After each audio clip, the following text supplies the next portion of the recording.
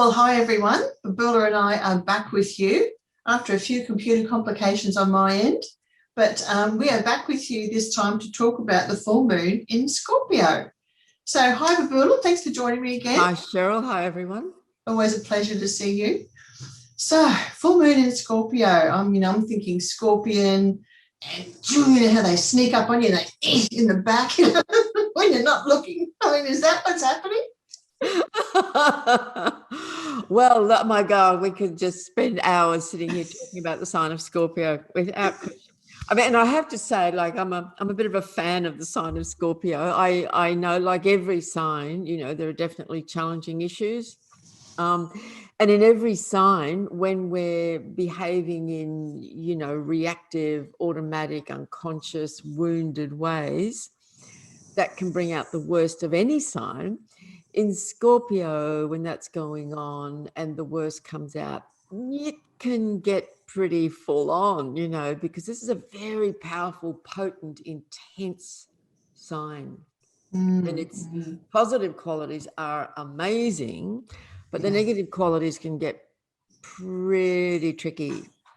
Yeah, and I know a couple of people who've got that scorpionic energy and around them, and they are very intense people. It's very intense. Yeah. But it's such an interesting sign. And it's, you know, it's the sign of the zodiac circle where we encounter the shadow, where we must encounter the shadow and the dark and what's hidden and what's secret and what's undercover and what's down in the dark basement, you know, like it's quite graphic in that way. So, but this is the sign.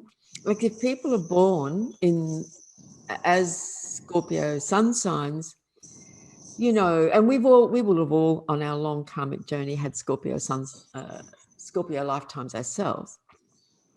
But when we come in on that energy, or if we have anything in our chart in Scorpio, that's where we're going to be doing, at best, some very intense, potent, transformational work. There's going to be a lot of death and rebirth going on, literally and metaphorically, a lot of death and rebirth. So ruled by Pluto. Ruled by Pluto, the Lord of the underworld. So, you know, it's powerful, and it's so it's a fixed sign, so it's one of the power signs, and it's a water sign. So it's fixed water. And so we're in the realm of feelings and emotions and intuition and psychic energy. And like when Scorpio energy is being highlighted, our psychic antenna are turned on, you know, and turned up. And we're often, you know, like a negative thing is we look out at life through the eyes of suspicion. You know, suspicious of everything and everyone, and always assuming the worst and assuming that people are going to do something to us. So we have to get in first, you know? Yes, everything's seen as detrimental. Detrimental, suspicious, dark, nasty, and there's an assumption that life's like that. And often for Scorpio people, for some, that's been very true in their early life. It might have been like very intense, dark, challenging experiences. And so, you know, from the beginning, they're kind of, all the psychic senses are alert and waiting for the next disaster or the next, you know, really difficult situation.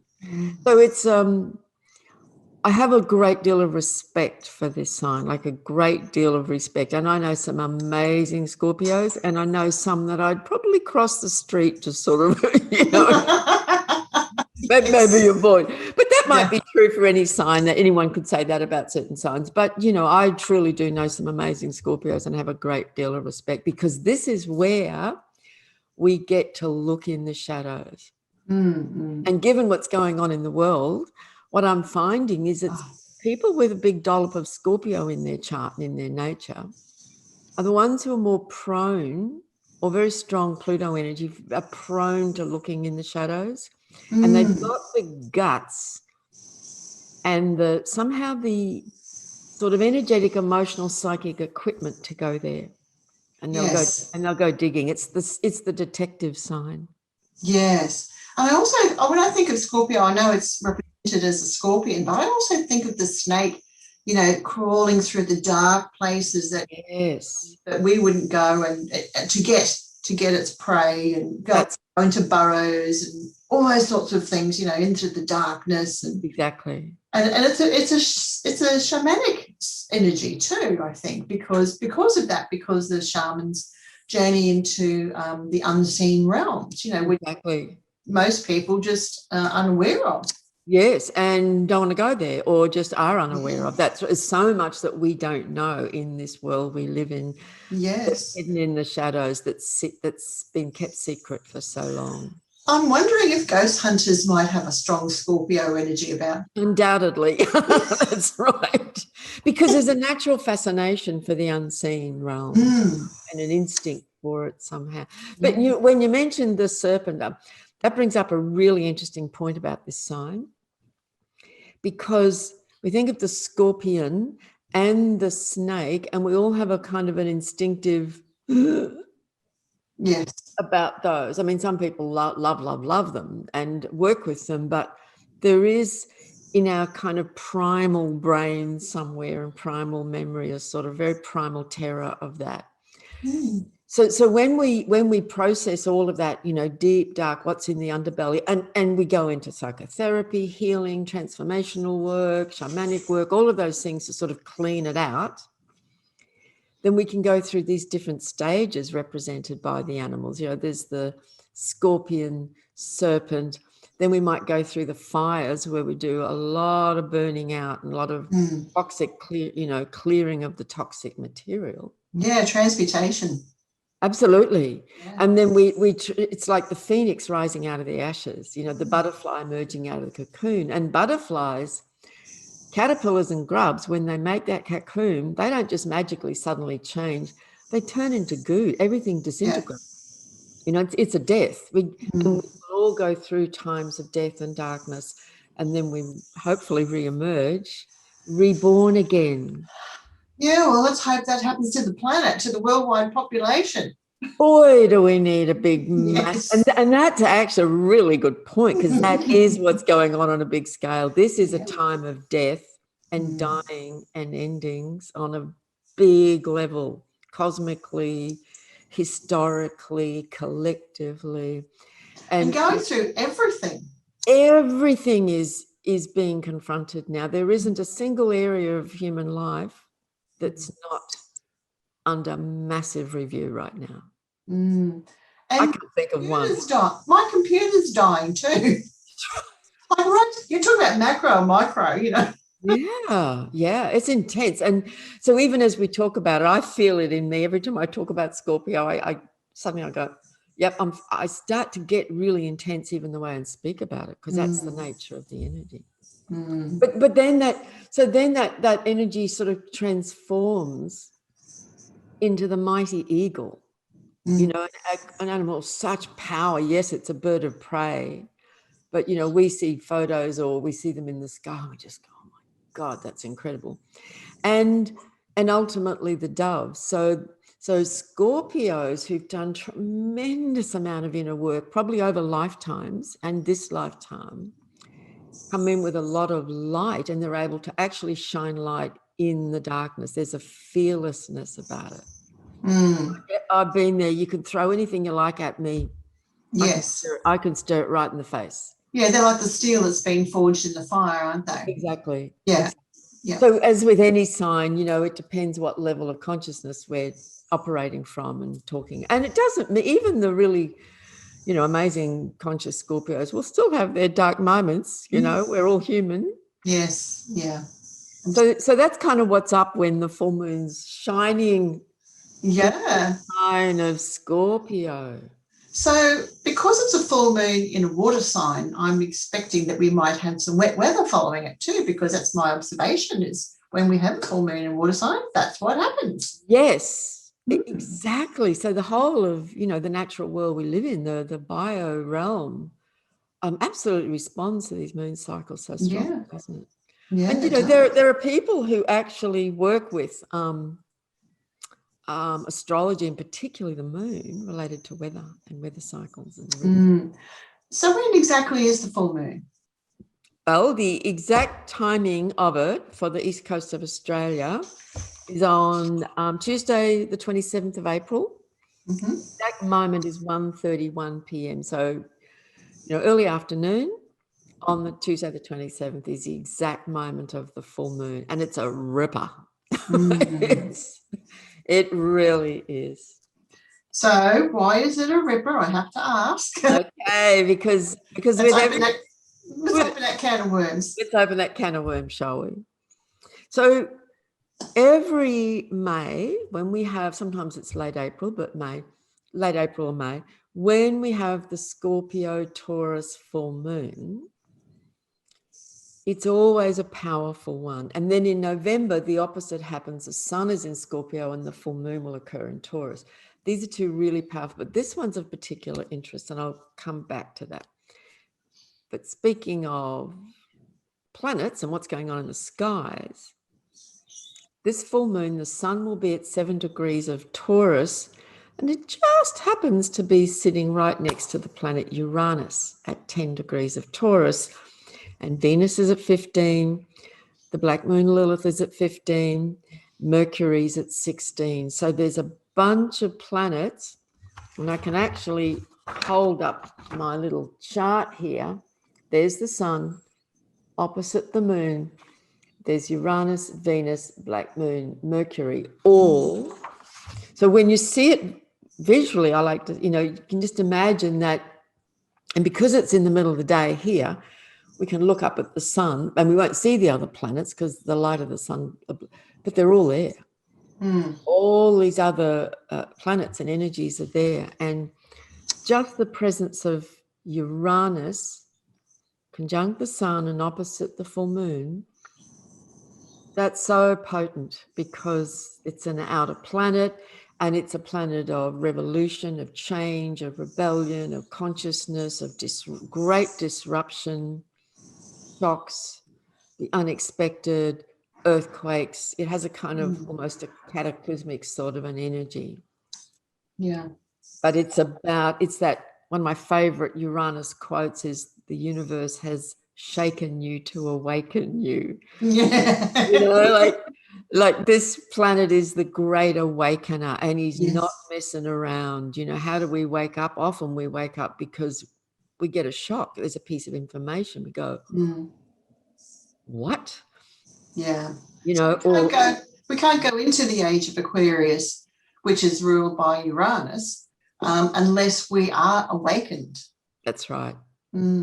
That's right. That's what it's about. And humanity, all of us, have been in a deep sleep. I mean, the mystics have been speaking about this for so long, and that's where the term awakening comes from. Awakening is another word for enlightenment, consciousness, the light of consciousness. Wake up, because we've all been in this deep sleep. They call it Maya. We're living in this sort of miasma of illusion. It's all a dream, and we've got to wake up out of the dream, out of the sleep, and that's not an easy process. It's a long, intense process, and some of it can be shocking. Yes, I was just this morning, I was watching what was happening in London yesterday with in Hyde Park with the police and huge demonstrators, and but I think it's I actually abhor violence, but the police got a little bit violent here and there. They got out their sticks and they're hitting. But I think sometimes we need to watch these sorts of things so that it leaves an impression on us that we say, well, we're going to draw the line, And I guess that's what that Uranus energy is about, fighting for our freedom. Yes, it is. And just our sense of freedom and our sovereignty and all those sorts of things. That's and consciousness, because it's about that old energy is trying to even suppress our consciousness through the media, suppressing information, but we don't want that. So that's that great fight that's going on. That's right. That's right. It's a very potent process for sure. So, in this lead up to this full moon, in the last week or so, Mercury and Venus, fast-moving planets, have all been joining with Uranus. They've now just gone past a little bit, but they're still right there. And now the sun. So even over the next few days, post the full moon, that sun will exactly join up with Uranus.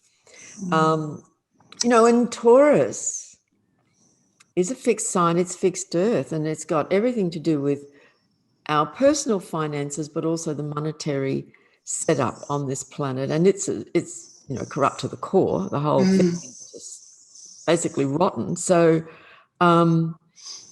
it's such a big deal, and that's what we're all facing. So Uranus is intense. It's not a lightweight energy, and anyone who's got planets around these degrees, 7, 8, 9, 10, 11, 12 degrees of Taurus or Scorpio or Leo or Aquarius, the 4 fixed signs, this year is getting just this massive input of consciousness and awakening. For some, it won't feel like that. For some, it will just feel like incredible stress and tension and anxiety, and feels like everything's out of control and I can't do anything about it. Everything keeps changing. But when we're committed to consciousness, those things still happen and they're challenging. Yeah. But hopefully there's more of a capacity to step back and take a look at the bigger picture sometimes and go, yep, okay, this has to happen. This has to happen. It feels like that critical thinking is, while it's going on for people who are already open-minded, let's put it that way, the lack of critical thinking what we've had in the past is slowly changing. It's slowly moving up, that sort of thing. So, we see memes like, 80,000 at Melbourne, at the Melbourne game, and then, 14,000 at some music festival, and then only 1,400 people could be allowed to attend the Anzac Memorial. So, and that was all chained off. So, and I mean, people, when you put those things next to each other, the opportunity for that lightning flash of consciousness from Uranus comes in, and wow, look at that, That's right. Making sense, don't you think? Absolutely. It really has impact, doesn't it? It does, yeah.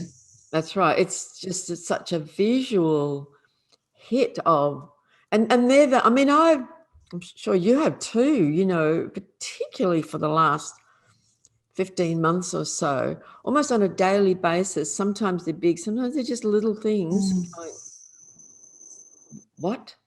Yes. Or and it might be just something in a conversation with a friend or someone in the family or something, and it just, it has this kind of ripple earthquake energy about it. And sometimes it can be a big earthquake, sometimes it's a little one, and you just go, what? I can't believe that.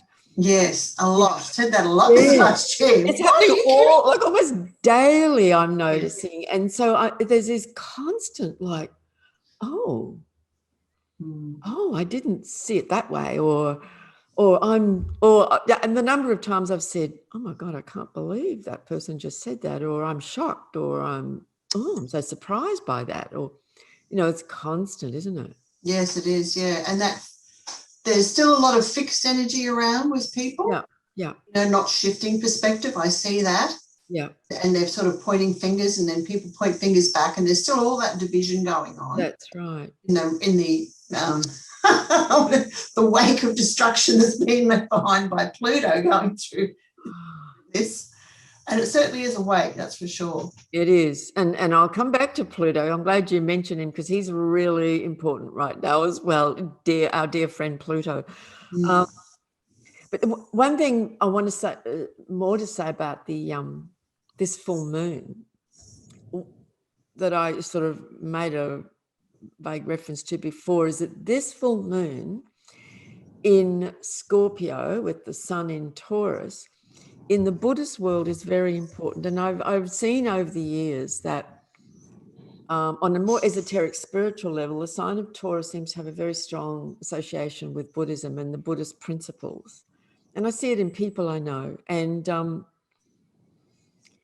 this full moon is celebrated all around the world in the Buddhist world as Wesak, when the full moon is occurring in May, when the sun is moving through Taurus and the moon is in the opposite sign in Scorpio. And it's said that at the sacred mountain, Mount Kailash in the north of India, up in the Himalayas, there's this, I've seen many pictures of this mountain. It's an incredibly looking mountain. It's said to be one of the really power points of the planet, where all sorts of ley lines converge. And it is said that in the ethers, Lord Buddha and Jesus and others all come together and sort of descend to earth, energetically. And that people, Buddhists and Hindus both actually, go on a great pilgrimage to Mount Kailash, and it's said to be like a really important, like for Muslims, going to Mecca. It has to be done once in a lifetime. It's like an important pilgrimage spiritually. It's that for Mount Kailash. And that, it can be a really powerful initiation and time of transformation for people. But just in all Buddhist traditions all around the world, it's like for Christianity, times like Easter and Christmas are important. This is that for the Buddhist world. Yeah. Yeah. And it's because it's such a potent full moon. It is every year, and we feel it, even if we know nothing about astrology or are completely unaware of the presence of Uranus here. Every year, this is a very potent, strong time. And it can feel heavy, and it can feel like, I feel like I'm wading through mud, it can have a... Yeah. I guess that intensity just flowing out through the citizens on the planet too, isn't it? So obviously it is. And that's the magic, I guess you could say, in inverted commas, of astrology, because I still have friends who say to me, I still don't get how the energy of the planets can control people's lives. I've explained it many times, but it just doesn't go in. Yeah, I think because they're thinking about the science of it. How does that happen? That's right. Yeah, that's right. But this is this is all sort of quantum and energetic, and there's so much to it. But you only have to work with astrology for a while and start learning about it and looking at charts and watching it in action. I see this all the time in beginners classes. Like, people's minds are being blown because they're seeing it at work. They're seeing it actually happening. So it becomes real. Yes. Yeah. Yeah. What have we got? Okay. I mean, I sort of asked that sheepishly because I want to know, but I don't really want to know. I know. Well, we do this every 2 weeks, and every new moon and full moon. And sometimes the newer the full moon is, there's this and this, and other times it's a look at, and I just go, wow, okay, this is one of those wow ones. It's also a super full moon, by the way. And all that means, I mean, people get carried away sometimes by these words and phrases, but this just means, because supermoon has sort of come into the language a lot in the last few years. It just means that in the moon's orbit around the Earth, there are some times when she's a bit closer to Earth, and therefore she appears to us as brighter and bigger. And so this is now the first of 3 in a row over the next 3 months, supermoons, and it simply means that she's closer, which has meaning, because when she's closer and bigger and brighter, the impact is stronger too. Yes, yeah. The influence is like kind of more in your face. It's right here. But you go out, if you can go out in the night sky over these next few nights, if you have a clear sky, she's going to be bright. Yeah. So what else do we have? Speaking of Scorpio moon and the ruling planet of Scorpio being Pluto, Pluto is stationary now, meaning Pluto's energy is very strong. Like, the presence of Pluto is very imminent and very here. So, we know that all the planets except Sun and Moon, which technically aren't planets, go through retrograde phases. Pluto is retrograde for about 5 months every year, so it's not uncommon. Many of us will have Pluto retrograde in our birth charts. So he's been moving in direct motion for the last 7 months or so, and he's about to turn retrograde and will be in retrograde motion for the next 5 months. When these planets are stationary, that is, they're hardly moving at all across the sky, like they've come to a standstill. I mean, planets, of course, don't stop and change direction. It's purely from our perspective on Earth. Their energy is really strong, and of course, Pluto is the lord of the underworld. Pluto is the planet of death and endings and rebirth. And we can speak those words, but when we're actually in it, it can feel pretty bloody awful sometimes. Yeah. You know, it can feel very intense and difficult and challenging, and we can feel like the caterpillar who's woven a cocoon around itself and is disintegrating and turning into goo. We can feel like that at times. So if any of you watching this have been experiencing that in the recent days or currently, it's very understandable, and it's a process of disintegration, because in that we get to face and confront feelings, issues, energies, stuff comes up. Yeah, yeah. You know, and Yeah. it comes up to be seen and felt and experienced, and we often don't like it. And Pluto rules generations too, doesn't it? Absolutely. So a generation of people, and I don't know which one at the moment, but a generation of people are going to feel this. And I've also noticed that that's when you also see a whole lot of people in the media puts articles out about lots of people dying, like well-known people, celebrities. They all just die off at once, you know, in a clump. That's right. Over months, you know, and that's because Pluto's going through, and that's right. The end for them. We all have an end. That's right. So with this generational energy, though, it's also, I think, about the generation that's alive on the planet at the moment, and that are, well, there's a few different generations, but it depends where it's in your own chart too. Yeah. Yeah. That's right. Yeah. So, but a generation of people are going to feel this quite a lot compared to some others.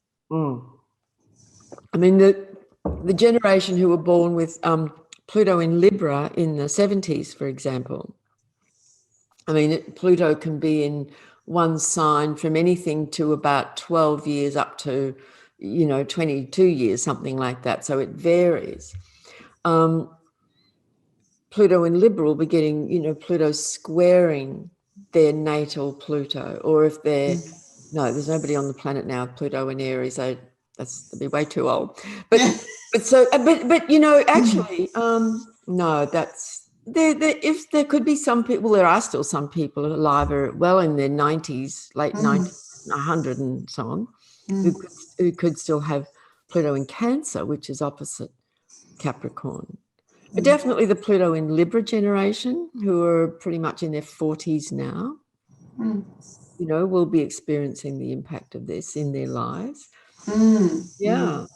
So that's, I think, very interesting timing, that Pluto is stationary turning retrograde on this Scorpio full moon, Pluto being the ruling planet of Scorpio. So it's adding, so we have the Pluto influence and Uranus influence, two power-packed energies, strongly affecting this full moon time.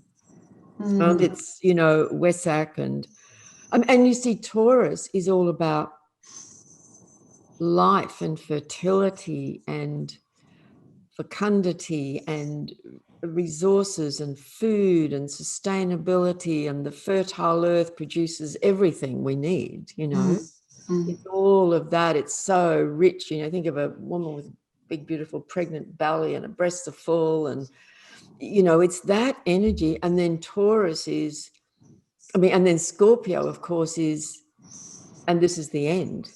And even when we die, if we know that, our soul and spirit goes on and is eternal, there's no real death and ending. You know, it's another transition, isn't it? Yeah, exactly. Well, and you know that. Yeah. I do. I've spoken to so many people who've had near-death experiences. Yeah. That's right. That's right. Including myself. Exactly. Your own. I know we can exist outside of our physical body. That's right. And that death is just, and we go through many deaths in a lifetime, don't we? You know, tremendous endings. And in it, we might feel like we're dying, or that, you know, my life's over. Yeah. And just things, even small things, like something you've had for a long time and it might break, but it was really, you're sentimentally attached to it. Yeah. That's like, well, that's the end of that. That's right. That's time for that to move on. So this energy, this Pluto energy, that's right, is also all about past its use by date. It's done now. Moving on, making space for something new. That's right. Yeah. That's right. But in that moment, or if it's the death of a loved one, or a relationship, or your job, or whatever, with this Pluto Scorpio energy, it's really important that we go through a grieving process and fully meet that and experience it fully. Yes. And then we emerge back out into the light again, you know, however long it takes, depending on whatever the issue was. You know, so if even a thing that's precious to us, if it breaks, you know, we might be heartbroken in that moment. It might take us an hour or two to get over it, you know, because we're really attached. And that's Taurus's attachment, of course.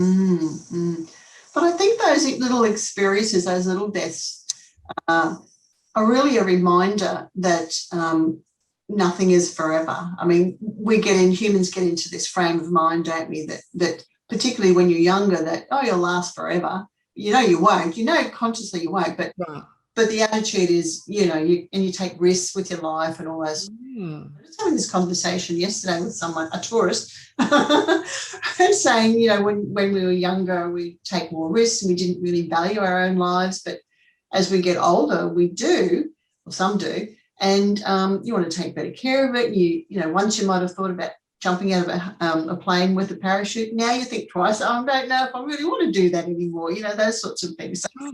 So it's like you say, it's like a facing of something, isn't it? It's a facing of our own mortality too, I think, is another thing. Yeah. Absolutely. And nothing remains the same. And we may have a glass that we really like, but it breaks and, you know, you don't have the same things in your house. Some of the things that you had maybe 20 or 30 years ago that you might have owned, or even 10 years ago, you know, those sorts of things. So things move on. And also, then people get stuck in situations and they think it's going to be forever like that. And I said to a friend recently, well, you weren't doing this 5 years ago and you won't be doing it in 5 more years. So your life is always changing, and we need these little deaths to remind us that our life is always in a state of flux. It certainly is. Yeah. And the more we can release attachments, which is, of course, what Buddha always said, you know, that was one of his realizations, that the cause of suffering is our attachment to things, to people, to places, to ideas, to beliefs. Attachment, you know, when we're attached, we're kind of, that thing has imprisoned us in a way. And we're not. It's a balance though, isn't it? Because some people get too insular. So it's a real balance, isn't it? It is. It is. I absolutely agree. And that brings us to, of course, the strong energies of Saturn squaring this full moon as well. So there's a lot going on with this full moon. We've got Saturn over there in Aquarius, kind of from on the side, also coming through and having a strong influence on this full moon in Uranus. And that's this whole, it's all complex, because yes, as humans, we live in a body, don't we, on this physical, tangible earth, in this realm, and we have stuff and things that we need for our physical life. And it's that whole art of knowing when to let go and when to release, when to build, when to stabilize, when to let it all go, to, you know, recreate again. I mean, for anyone who's creative, like I've learned a lot about this when I paint, you know. I keep reminding myself, it's just paint. You know, if you don't like that, paint over it. And yet there's a part that's always, oh, but I like this little piece, you know, and we get attached, and I don't want to destroy it. But there's nothing quite as exhilarating as actually deliberately choosing, and I've done this a few times and it's been an amazing process, to destroy a painting because, oh, it's kind of okay, but I don't really love it, and I don't know what to do, and I feel stuck. Taurus, we can get stuck. Very stuck. And then sometimes I'll do something radical, like I'll stick my hands in paint and just go over the painting. Okay, that's it. It's done now. Let's do something new. Yeah, let's move on. That's right. I've made myself ruin it, you know. So these are just metaphors for, and I think we're all going through so much of this in our own lives, in our own situations. So what is of real value, which is Taurus, and what needs to be let go of now, even if it hurts. And so that pressure from Saturn to sort of be contained and responsible versus Uranus's instinct to break free. It's in our face. Yeah, it's a difficult one, isn't it? Yeah. Yeah. Yeah. Yeah. So and people are struggling because you see it on social media. People, you know, civilian journalists posting their videos and what we're seeing on the planet, and people want their freedom. They're not taking it lying down. They're not going into the night quietly. No. No. That's right. That's right. Because when that pressure just gets so intense and so strong, and those constraints are just so extreme, something has to give. And they're saying, look at this in the darkness, and they want to pull it out into the light. But you know, there's this other things like Saturn wants to say, no. That's right. Yeah, you know, let's restrain that. And there's this, it's real fight. Yeah, it is. It's amazing time.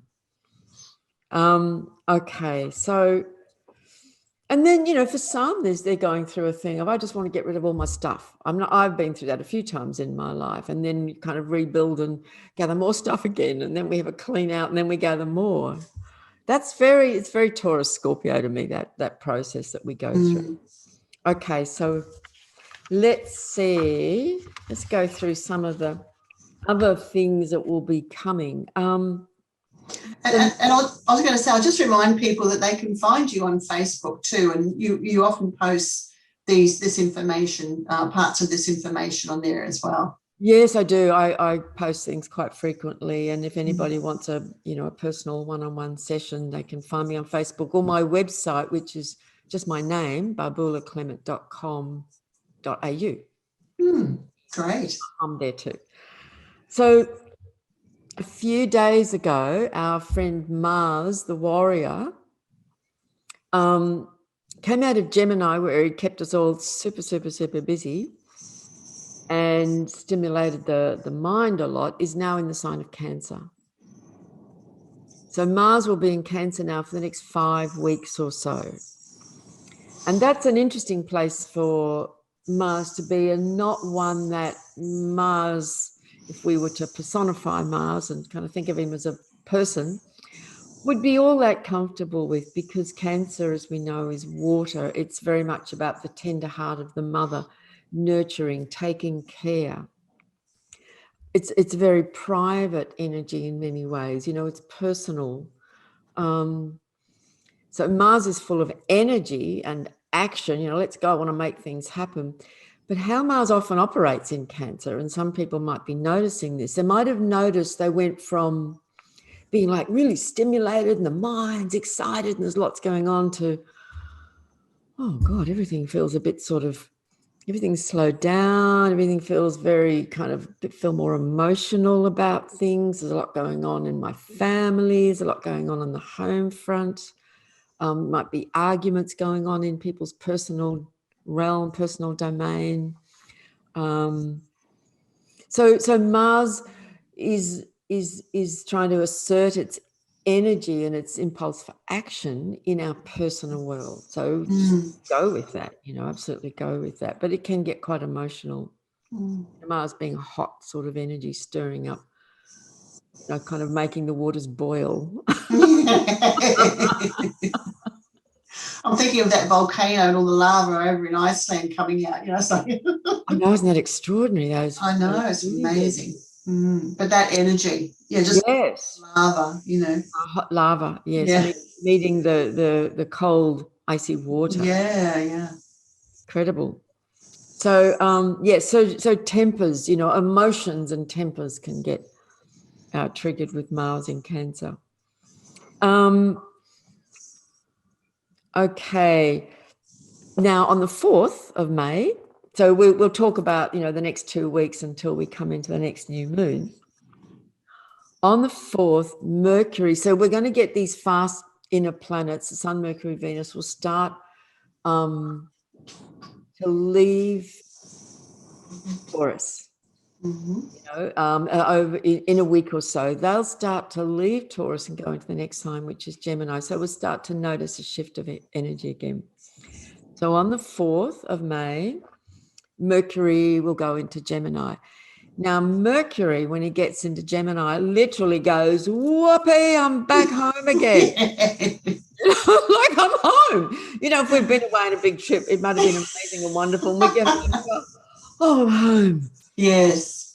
Yeah. So Mercury will come home to his very favorite sign, Gemini. So Mercury is the messenger, information, knowledge, mind, talking, words, language. All of those words are the same for Gemini. So we get more Gemini energy back again. I just said that Mars has left Gemini, but guess what? Mercury, Venus, and the Sun are going to head into Gemini. So we're going to get a lot of this Gemini activation. And I have my moon in Gemini too. There you go. So yeah, that's going to keep you really busy, my dear. Yeah. And so I'll just follow that sequence and then I'll come back to a few things. So Mercury goes into Gemini on the 4th. On the 9th, Venus goes into Gemini.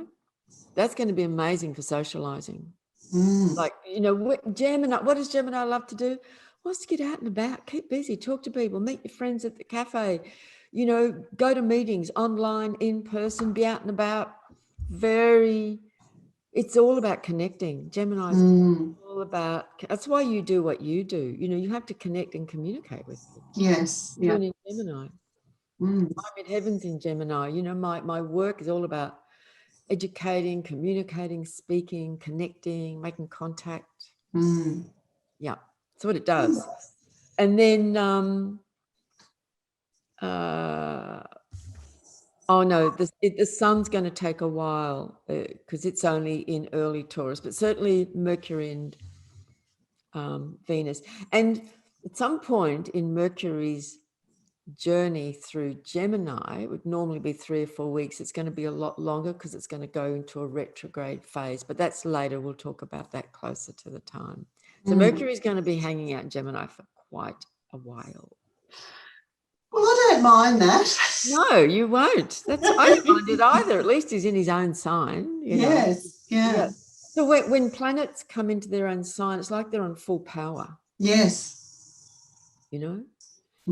Yeah, it's like, great, I can now be myself and do my thing. I'm here, I'm home. It's great. So yeah, that's fun. And for people who have a bit of aversion to the Gemini energy, we all react to signs differently. They might go, oh God, that sounds a bit awful, but it's a lighter energy. Yes. At the moment, things are feeling a little bit kind of heavy. But it's a lot lighter. Gemini, if you know any Geminis, and I know lots of them, they're playful, but naughty even, cheeky, naughty, playful, fun. And fast. Smart. They're very swift-minded. Quick-witted. Yes. That's right. Because I often can finish sentences for other people before they even have the thought. That's right. I wish you'd stop doing that. Well, I say, well, was that what you were going to say? Yes, but I wish you'd stop doing that. I didn't need you to say it for me. And I can't stop it. It's just like it's automatic. It just comes out. That's right. I know where they're going with their thought and I get it and then I say it and that's exactly what they were going to say. Right, and your mind's moving really quickly. And it's actually sort of like, it could be confused with psychic abilities, I think, because it is very fast, lightning speed. It's very fast. It's super fast. And the other thing about Gemini and Mercury is that there is a natural gift for words and sentences, and that mental plane is really like very, very switched on. And when it's in full power, it's like, your mind psychically and just mentally, it just knows where they're going with it. What they're going to say next. So is it a psychic sign? Well, I actually am of the view that all signs are intuitive, psychic in different ways, and it depends on the person. I think that capacity comes with a certain amount of consciousness. So I think like a Gemini person, if they are intuitive and psychic, they will be intuitive / psychic around words and languages and ideas. They'll be, I'm thinking of someone I know actually who's got, what is he? Gemini rising. Like when he listens to somebody say something, he's really hearing words and he's playing with the words they're speaking, and then he'll throw them back in a different way. It's an amazing gift and ability. You go, oh, and he'll throw that word back to them with a completely different way of seeing it. It's like you stop and you go, oh, I didn't realize I said that. Because it's so tuned into words. Yes, yeah. And it is a shift, because I remember one time I had a group here and someone said, oh, it was a bit of a cheeky so-and-so. And he said, oh, can I ask a quick question? And he used to talk a lot. He said, can I ask a quick question? I used to go, and I said one day, I don't know, can you? But it was that just a shift in the That's right. Yeah, but shifting the way that you. That's very funny. That's very funny. It's tremendous curiosity in this sign. So, when Mercury comes into Gemini on the 4th, and will be there for all of May and into June, pretty much the whole 2 months, I think, our curiosity is going to be up. We're going to be, when you're sitting at your computer and you're watching some information or a video and you go to bed, go to bed, go to bed. I did this last night. Go to bed. Me too. I couldn't stop watching it. I was riveted. It's a very long video and I still haven't watched it all, but I can't wait to get back to it because it was quite extraordinary information. But it's that part of us that wants information. And so a change into Gemini. Now I wanted to talk a little bit about the Black Moon Lilith, because she's in Taurus, has been for a while, and anyone watching this who works with the Black Moon Lilith, I'm always being asked, do I use the mean position of Lilith? Mean not as in mean and nasty, but as in the kind of average position, like in maths they talk about the mean. Yeah. Yep. Or the true position of the Black Moon Lilith. And I have always used the mean, but lately I'm starting to play around with the true position, which goes into retrograde phases and moves around a bit. And they're usually fairly close together, but not exactly. So if anyone finds that just like, I don't need to know all that, just let it go. But so I have been playing around with both and just kind of experimenting a bit because I'm very interested in the Black Moon Lilith. So both of them are in Taurus. The mean position is moving towards the end, but the true position, she's retrograde and she's coming back to meet all these planets in Taurus. And there's a sequence, on the 30th, the Black Moon Lilith, the true position, will be conjunct the Sun and Uranus. She'll be conjunct Uranus again on the 8th and conjunct the Sun again on the 11th. So she's doing this dance, moving backwards and forwards with the Sun and Uranus. And if we're going to work with that Black Moon Lilith, the true position, then this is the power of the feminine, very strong, coming through around this full moon energy. I mean, she's been strong in Taurus, either Black Moon that we use, for over this last month. And we've seen that in Australia. We spoke of that last time, I think, with the women really standing up to the political misogyny in this country, very strongly, like the women's voices have been very strong and very powerful. So I'm just going to watch that for my own curiosity. So I just mentioned that for those who follow astrology and are interested in that, they might want to look at that and see if anything. So I'll be watching the public arena to see what I'm noticing, about that. Yeah.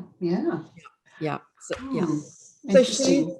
So that's an energy when it's conscious in it, is pushing back about that patriarchal misogynistic agenda to continue to suppress the feminine in all her aspects, as in women, nature, the earth, and all the dark races, the dark-skinned peoples of this earth. It's all part of that piece. It's that sort of challenge against, white male supremacy. There's no other way to describe it, to speak it. That's what it is. Yeah. That's what it is. Yep. Yeah. And rising up. Rising up. And fighting against all that. And, That's right. That's right. So if you feel a bit of that, right? Yeah, and in Taurus, like I'm always saying, and I think it's so important that every sign has a shadow side and a really positive functional sign. So, beautiful things about Taurus is it's a very strong sign. That's where, if we're in our power, we're embodied. It's about being in our body. Using all of our senses, our guts, So Taurians will often say things like, I smell a rat. Something stinks around here. I can feel it in my guts. I can feel it in my bones. I know a lot of beautiful Taurian women, and they often speak like that. Yeah, they're very sensory focused, aren't they? Very, touching it, smelling it, seeing it, using tasting it. So they like food. Yes, tasting it. I mean, this is a great time, folks, to be like really enjoying food, like maybe cooking yourself some really nice meals and working out in the garden, just this whole next 3 weeks while the sun's moving through Taurus, to really enjoy that physical realm. And maybe it's time to get that vegetable garden going, which is not a bad idea for all sorts of reasons. Yes, I've planted my seeds out for the season. Very good. Yes, it's a good time of year, isn't it? Yes, it's the right time for your winter veggies. That's right. The summer heat's past. So what else do we want to look at? And of course the next new moon, which will complete this 2-week phase and this current moon cycle, is on the 13th, and that will be at 21 degrees of Taurus.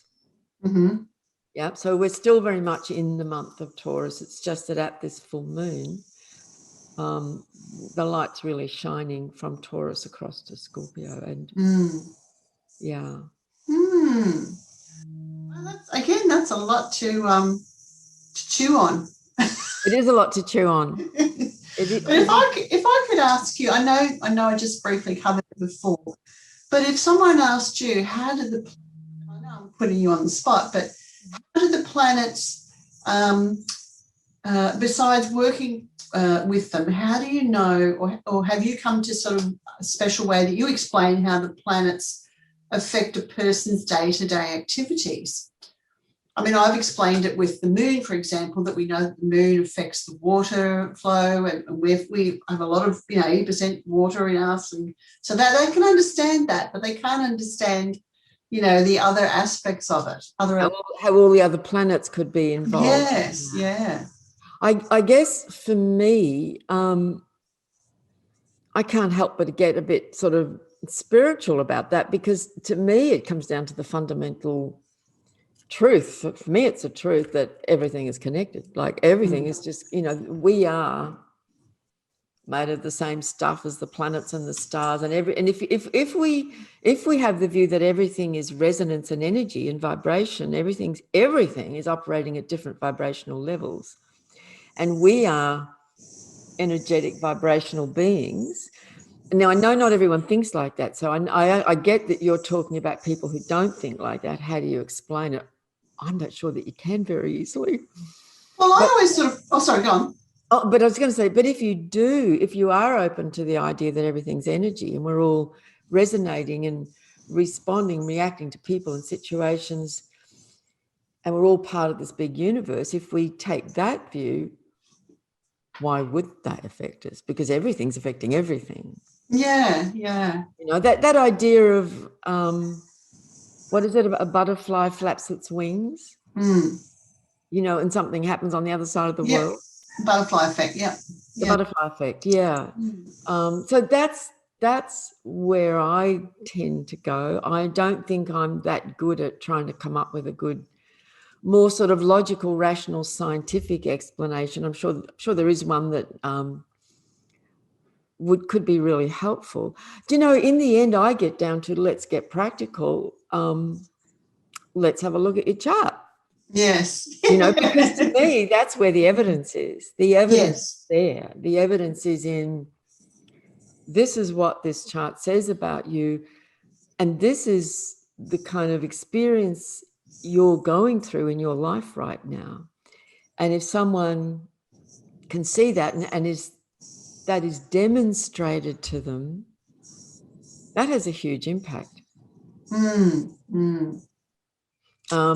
Yeah, so I'm not giving you a very helpful answer, because I don't think I really have a simple answer to that. Like someone who's not open to the idea of everything is connected energetically, vibrationally, might just have to leave them with being a non-believer, perhaps. Well, I always try to give some sort of practical information, and what I've come up with is, well, if you think that, you know, that there are the, you know, earth, air, fire, water. Oh, hang on. Yes. You know, the element. Yeah, you got it. No, you got it. Yeah. Those elements are, you know, they're in our real world, and we are made up of atoms, and we contain those elements, and we have some are stronger than others, and they combine in different ways. And when the planets that rule those elements are activated or stronger, all the time actually, they influence the way that things play out in our lives. And then you have to come back to, well, how does, you know, like, for example, when Mercury is retrograde, why does my computer not work? You know, or why am I having miscommunications? They can't quite understand that. And I think it just comes back to what you say, that you need to work with the astrology for a while to see that actually, it does work. That's right. Go backwards from there and try and find answers like that. But that's a really good point, actually, that, you know, Mercury retrograde is a good example, that some people might go, oh, yeah, I have noticed that, you know, and if over a year or two they start to pay attention to every time Mercury retrograde happens, which is 3 times a year, so we get plenty of opportunities to experience it directly. There's nothing like direct experience, is there? Yeah. I guess that's providing them evidence. They're sort of looking for the theoretical information, I suppose. Exactly. And sometimes you can't always explain that because we don't actually fully understand it either.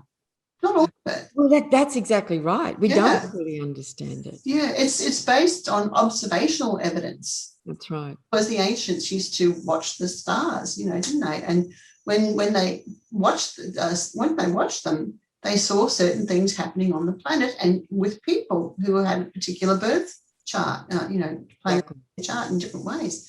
So, and that's not to say that it's not evidence, it's just observational evidence. That's right. Over long, long periods of time. And then, you know, for astrologers who've been working with, you know, clients and students for years and years and years, that, like, this is so real to them. It's like they see it every single day, you know, with people, with actual people and people's experience. And then the feedback that the people give, it's just really clear. But, you know, if someone's mind is closed and they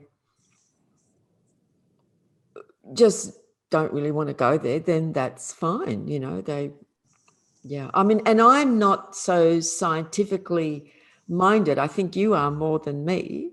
So, you know, I really understand that you want to have something to give to people that will help them to understand this. Yeah, and they want it too. Yes, of course they do. Yeah. But of course, there are people who say, "Oh no, that's a lot of rubbish," and I just don't have time for them because No, that's right. It doesn't matter. all things with my own life, when I want to understand something, I go and study it.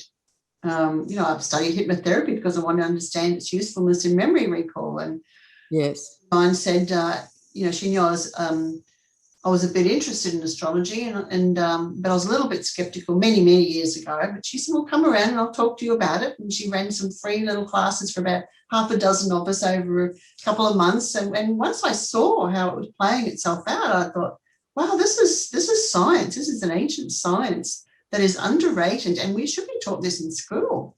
You know, it should be a subject, because then you would know when to do things that are of beneficial. You're not banging your head up against a brick wall trying to get it done. That's right. And you have some understanding of all these different, you know, children in the class and why they are like that and so on and so on. Yeah, why they're different and why I don't like that person, but I'm drawn That's to. right. You know, this is why there's this little live wire over there and this really quiet, shy, sensitive child over here. Yeah.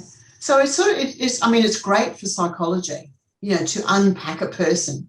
It's wonderful. And I bet there's quite a few psychologists who use it under the table too. There are. I know there are. And healers who use it, and naturopaths and so on, who just, because they know it really helps them in their work to help people. Yeah. Yeah, absolutely. I know I kind of, for years, have longed for the day and hope that as we go into the Aquarian age and get through this part, you know, in times to come, astrology will just become quite a normal part of human life.